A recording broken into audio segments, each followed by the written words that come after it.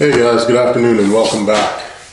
This week we've gone over various marketing tips, various principles, and I sort of want to finish this week with one of my favorites outside of just promoting. It's going to be packaging.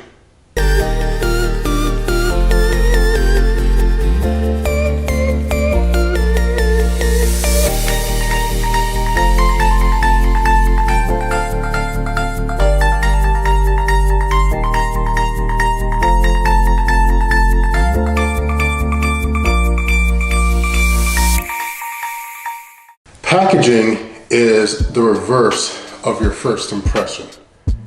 They've typically, if they're ordering from you, they've already sampled your food in some way, shape, or form. You probably did it at a pop-up and delivered it in a little simple tray and maybe a styrofoam container, but when you are doing deliveries or other items, you don't want to just leave it in a plain white styrofoam container. You sort of want to package it so that you're memorable and they think of you. Think of McDonald's. McDonald's has their name on everything. Napkins, the straws in some cases, the colors reflect their brand colors. The fry container, what your burger's wrapped in, it's all included and it's all brand focused and shows what you're eating and so on, because when you leave McDonald's and you're out in public eating, people can immediately spot and see you're eating something from McDonald's. Granted, it's McDonald's, you're not at that scale, but that doesn't mean you still can't have a great package setup and delivery for your customers. For me, I try to make sure whatever container I'm giving my customer their item in has my branding, my logo on it in some way, shape, or form. Perfect example. These little toppers go for my quarter size aluminum tins that when I do drop-offs, when I do marketing, sort of trying to get people's attention and make them aware that I can do their catering.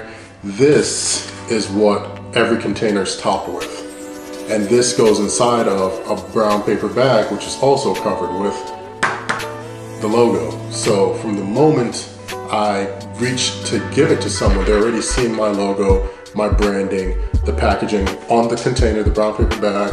They're either seeing me my shirt or my sweatshirt or my polo or my jacket because I'm wearing it as well. And when they open it, they see this again. So I always try to have them see the name and the brand at least 2 to 3 times before they even actually get to the food itself so that it clicks. I know this works because there was a time when I was doing drop-offs for marketing at dealerships, getting that in another video. And I did a drop-off, followed back up 2 days later, and I was only wearing my shirt. And the front receptionist, who wasn't there when I did the drop-off, said, "Oh, you're the food guy." I said, "Yeah, how'd you know?" It's like, "Well, we saw the containers in the break room, everyone loved it." So little things like this really make a difference. If you're doing little gifts for people as little thank yous, one of my all-time favorites. Thank you cards, very simple, very inexpensive to make, and you'd be surprised just how far a handwritten thank you note versus an email can go. Not saying you have to post it, maybe you don't want to buy the stamps, but write a thank you note, leave it in the vehicle, and maybe you're going by that location again later in the day or later in the week and you can just pop in and hand deliver it. That's even a better touch, but with all my holiday orders, nice little thank you note really goes a long way. Everything that I deliver to the customer has the branding, the logo on it. These little boxes, for example, easily picked up blank from Restaurant Depot and stamped. I buy them in bulk and I like to deliver our cheesy cornbread muffins in them or any other baked treats. It's just a great little, hey, this is where you got it from. Everywhere else that you buy something from is marked and branded. Why shouldn't your products that are delivered to your customers have your brand on it as well?